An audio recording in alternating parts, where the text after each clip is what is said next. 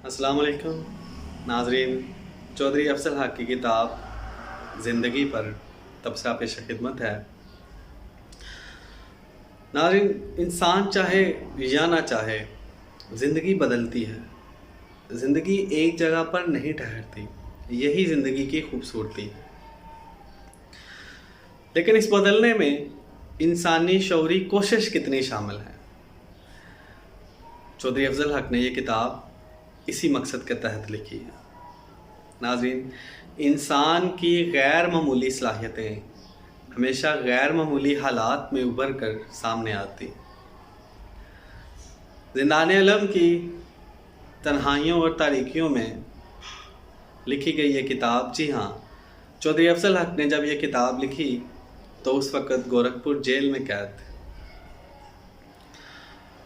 नाज़रीन, चौधरी अफजल हक ने ज़िंदगी को जिस अंदाज से देखा, बरता और महसूस किया, अपने ज़ोर बयां से उससे भी बेहतर अंदाज में लोगों को समझा दिया। चौधरी साहब खुद लिखते हैं कि ज़िंदगी खैरुन्नास ही मय्यनफ़उन्नास की तफसीर है। ये एक ऐसा असूल माशरत है जिस पर अगर हम अमल करते हैं, इस पर अगर माशरे की असास रखी जाती है तो सारे झगड़े ही ख़त्म हो जाते हैं। यानी अगर मैं आपको नफ़ा पहुंचाना चाहता हूं तो ज़रा सोचिए, झगड़ा किस बात पर रहेगा। नस्र रंगीन में दाखिली एहसासात का इजहार और मकूला साजी ने इस किताब की अहमियत को दो चंद कर दिया। मकूला साजी चौधरी अफजल हक का महबूब मशगला है। नाज़रीन,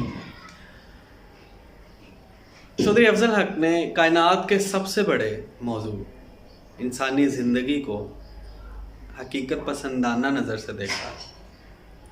इस किताब में पेश करदा तमाम हालात व वाक़यात और कोई किरदार ऐसा किरदार नहीं है जो अजनबी हो। एक बेकार अमीर की कहानी हो, एक पंजाबी ज़मींदार की कहानी, एक खुशामद पसंद कोतवाल की कहानी, गरीबों को सताने वाले शख्स की कहानी, ये तमाम किरदार हम ऐसा लगता है जैसे हम इन किरदारों के दरमियान ज़िंदगी गुजार रहे हैं।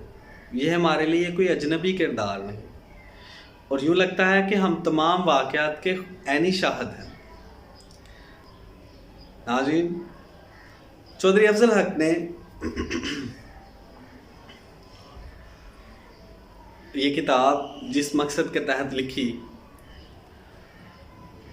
उसका मकसद वो मकसद हयात खिदमत खल्क है। और आप देखें, जितनी भी पिछली उम्मतें गुजरी हैं, उन पर जो इज़ाफ़े इलाही नाज़िल हुआ है वो रोज़ा छोड़ना, ज़कात छोड़ना, हज छोड़ना, इस पर उनकी गिरफ्त नहीं हुई, इस पर अज़ाब नहीं आया। अमूमन आप देखें, पिछली उम्मतों पे जो अज़ाब आया है, रिश्वत सतानी और कम तोलना, नाहक कत्ल करना, किसी का हक खाना, यानी अगर आप देखें सादा लफ्ज़ों में तो सारा मामला ही हकूकुल इबाद का नज़र आता है। इसी बात को चौधरी अफजल हक ने बड़ी खूबसूरती के साथ इस किताब में बयान किया है और बताया है कि हकूकुल इबाद और खिदमत खल्क के तहत ही इंसान दुनिया और आखिरत में कामयाबी हासिल कर सकता है। नाज़रीन, इस किताब में एक पंजाबी ज़मींदार की कहानी बयान हुई है जिसमें माशरे के फरसुदा रस्म व रिवाज को हरफ तनकीद बनाया गया, और ऐसी बात और ऐसे नुक्ते जो अमूमन कोई बयान नहीं करता, उसको बीच चौराहे पर ला कर रख दिया। और वो ये कि देखें, इंसान आसानी से खुदा को पसे पुश्त डाल देता है, लेकिन सोसाइटी के बने हुए रस्म और रिवाज को उसके लिए ठुकराना बड़ा मुश्किल होता है। और इसी तरह ये बयान किया गया है कि सोसाइटी की रस्म, सोसाइटी के कानून की اللہ کی رسم یعنی مذہب سے زیادہ پابندی کی جاتی ہے۔ اسی طرح ایک بیکار امیر کی کہانی بیان ہوئی ہے۔ بدبخت عمرہ اپنی دولت اور ثروت کی نمائش کے لیے ایک بیکاروں کی ایک جماعت میں اضافہ کرتے رہتے ہیں اور غریبوں کے لیے علم و ہنر اور محنت و مشقت کی راہیں نہیں کھولتے، بلکہ اپنی داد و دہش کا بے محل اظہار کر کے قوم کے ایک بڑے حصے کو قطعی بیکار بنانے میں ممد و معاون ہوتے ہیں۔ ویسے ایک ایسے امیر شخص کو پیٹ پہ پتھر باندھ کر دریا میں پھینک دینا چاہیے، جو اپنی دولت میں سے غریبوں کا حصہ نہیں نکالتا اور اپنی دولت غریبوں پر خرچ نہیں کرتا۔ لیکن وہ امیر شخص جو اپنی دولت غریبوں پر خرچ تو کرتا ہے، لیکن صرف اپنی جاو حشمت کے اظہار کے لیے، صرف دکھاوے کے لیے، تو وہ پہلے سے بھی بڑھ کر سزا کا مستحق۔ ناظرین، چودھری افضل حق نے اپنی سوچ کی پرکار خدمت خلق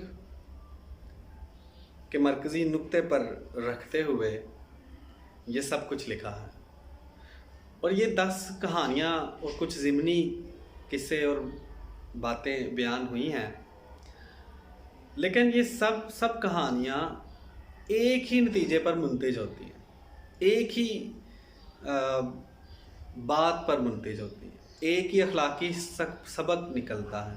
اسی طرح بیوی بچوں سے بدسلوکی کرنے والے ایک شخص کی کہانی بیان ہوئی ہے، جو اپنے خاندان کے حقوق کا استحصال کرتا ہے، تمام عمر طوائفوں کے ہاں گزارتا ہے، لیکن آخری عمر میں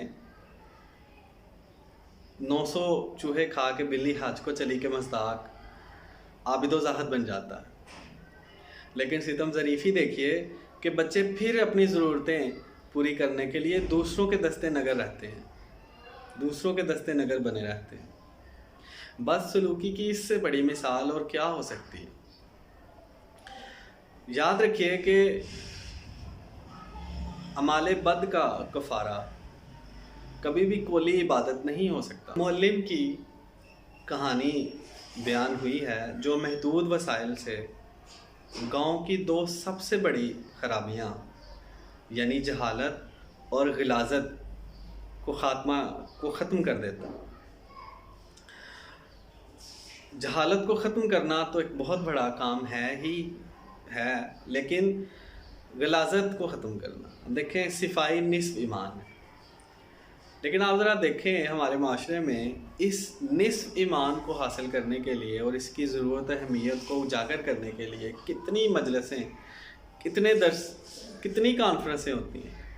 کبھی ظاہری پاکی کے لیے اور ظاہری صفائی ستھرائی کی اہمیت کو اجاگر کرنے کے لیے جلسہ ہوتے دیکھا۔ صاحب علم سے دریافت کیا گیا کہ اہل جنت کی ظاہری نشانی کیا ہے، تو فرمایا ظاہری صفائی۔ جس باہمت نے آنگن صاف نہ کیا وہ باطن کیا خاک صاف کرے گا، اور جس کسی کا ظاہر درست نہیں ہے اس کا باطن کیا ہوگا۔ تو اب آئیے زندگی سے متعلق چند ادیبوں کی رائے بھی جان لیتے ہیں۔ مفتی فخر الاسلام، جنہوں نے اس کتاب کا دیباچہ لکھا ہے، وہ لکھتے ہیں کہ اس کو پڑھنے کے بعد انسان عمل سے پہلے پاداش عمل سے باخبر ہو جائے گا۔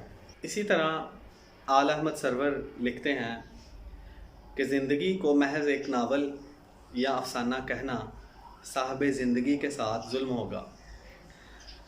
یہ ایک نگار خانہ ہے جس میں دنیا کی مختلف تصویریں اور ان تصویروں کے نقوش بکھرے ہوئے نظر آتے ہیں۔ اسی طرح ڈاکٹر محمد کامران لکھتے ہیں کہ چودھری صاحب کی یہ کتاب زندگی کے عروج و زوال کی بہترین تفسیر۔ مقولہ سازی چودھری افضل حق کا ایک محبوب مشغلہ ہے، اور مقولہ سازی نے اس کتاب کی اہمیت کو دوچند کر دیا ہے۔ چند مقولے آپ کے پیش خدمت۔ لکھتے ہیں کہ گناہ کے ابتدائی مشاغل دل فریب ہوا کرتے ہیں، لیکن انتہائی مراحل دل شکن ہوا کرتے ہیں۔ اور مزید لکھتے ہیں کہ بہادری وہ جوہر ہے جس کی دشمن بھی قدر کرتا ہے۔ اور ایک یہ بھی مقولہ ہے کہ عبادت عمل حسنہ کی ابتدائی تیاری ہے۔ اس کتاب میں ایک خادم خلق کی کہانی بھی بیان ہوئی ہے جو اس کتاب کی سب سے مقبول کہانی ہے۔ وہ ایک ایسے عیاش امیر زادے کی کہانی ہے جس کی ساری زندگی تو گناہوں میں گزرتی ہے، لیکن اللہ جسے چاہتا ہے ہدایت کی راہ دکھاتا ہے، اور ویسی شاندار موت پائی، لوگوں کو بچاتے ہوئے، خدمت خلق کرتے ہوئے اپنی جان آفریں کے سپرد کر دی اور لوگوں کو بچایا، اور بہت شاندار موت نصیب ہوئی۔ تو ناظرین، اپنے میزبان عظیم سیف کو اجازت دیجیے، ملتے ہیں ایک نئے ویڈیو کے ساتھ۔